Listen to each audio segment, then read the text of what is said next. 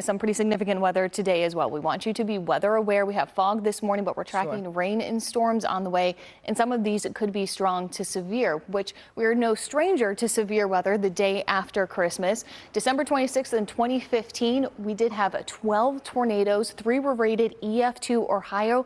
And unfortunately, we had 13 fatalities on that day. We're not looking at a tornado outbreak today, but we can't completely rule out an isolated tornado. That threat is going to be higher for our areas down to the southeast later this afternoon. I think as these storms are moving through the metroplex, it's going to be quarter-size hail and wind gusts to 60 miles an hour. That are our main concerns. But once again, we still could get an isolated tornado as well. So through about 7 a.m., we're mostly cloudy. We're foggy. We're seeing showers developing out to our west. As we get to 9 a.m. to noon, that's when we're starting to see some of those strong to severe storms moving right into DFW along I-35.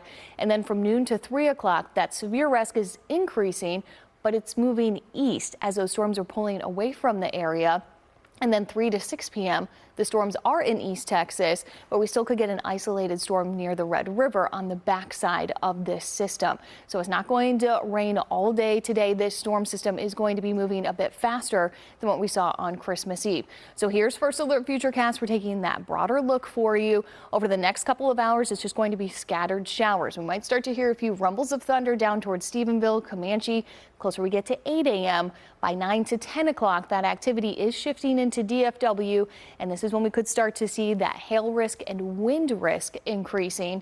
By 11 o'clock, the storms are becoming more of a squall line as they're starting to push just east of 35. And as we get into the afternoon hours, already by 1 to 2 o'clock, we are expecting these storms really to start shifting into East Texas, and then down towards Houston, we could also see some of those strong to severe storms with an isolated tornado as well. But here's that wraparound moisture that I was telling you about through the evening.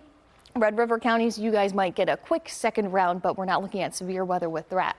But the main risk of severe weather, that would be east of 35 and especially down to the southeast. It's a level 2 slight risk, but you'll notice that marginal risk does include the DFW area as well.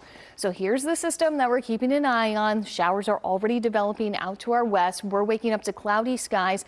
And since we have very light to calm winds, we're also waking up to fog because we had a lot of moisture that moved in on Christmas Eve.